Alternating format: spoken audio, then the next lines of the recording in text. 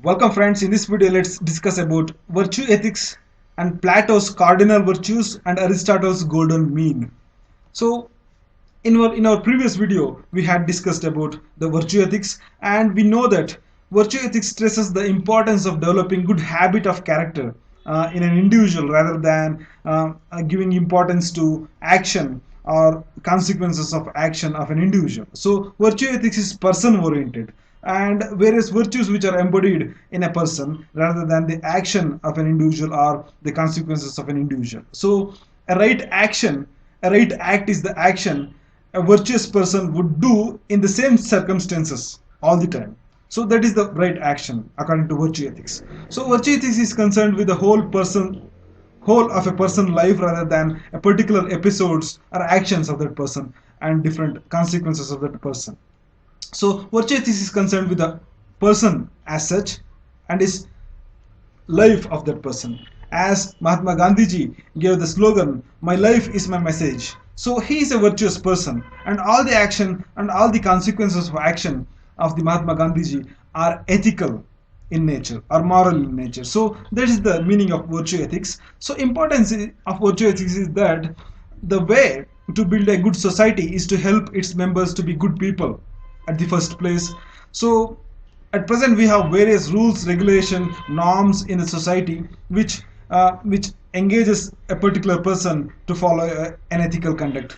Even though with those values, norms, laws and regulation, we find various unethical conduct like bribery, corruption, harassment, inequality, caste discrimination, untouchability. So in order to remove these inequalities, we must build proper virtues in an individual. So for building a good society, we have to create the good citizens first. So for this, virtue ethics is an important means. Okay, so this is the importance of virtue ethics. So Plato proposed four cardinal virtues. Cardinal virtues are the virtues which are the basic virtues to which the subordinate virtues are dependent. Okay, so it acts as a cling. Okay, it acts as a support which supports various subordinate virtues. These cardinal virtues are prudence or wisdom, justice, courage and temperance. So with wisdom a person can judge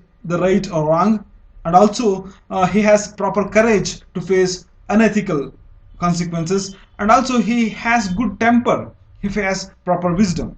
So these are all the cardinal virtues. So justice is treating all the sections of the society equally and impartially. So justice is also one of the cardinal virtues of Plato, and courage and temperance are also required by an individual to perform ethical conduct in a society.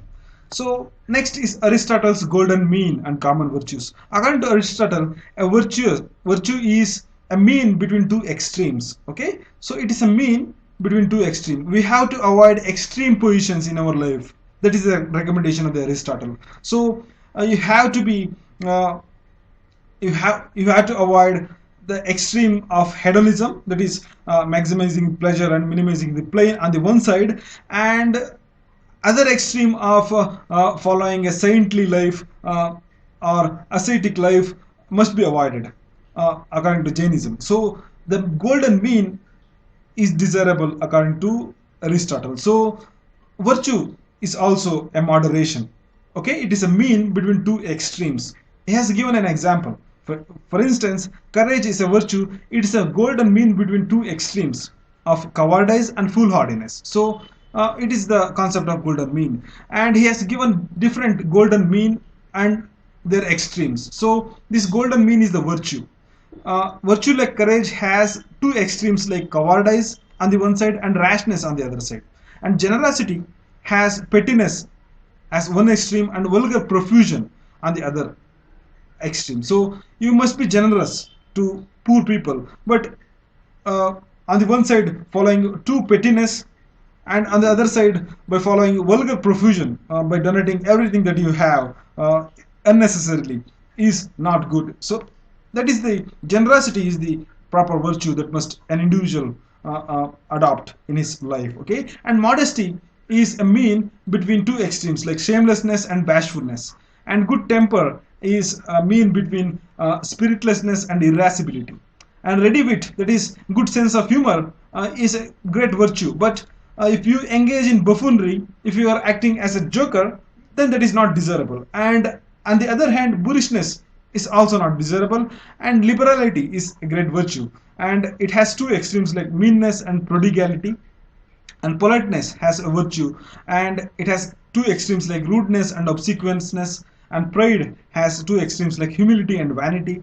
Temperance has insensibility, and intemperance as different extremes. So this is it about the golden mean of Aristotle. Aristotle also mentioned about magnanimous individuals. So these are high-souled, magnanimous or proud individuals. They have certain virtues in them. This include valor, generosity, loyalty, dignity. So these virtues are closely related to aristocracy. So in the present day of equality and democracy and individual freedom, these virtues do not hold good in the present days. So these are relevant to the ancient and medieval period only. So it has no relevance in the present day, except for political leaders and other philanthropists. Okay, so this is about virtue ethics.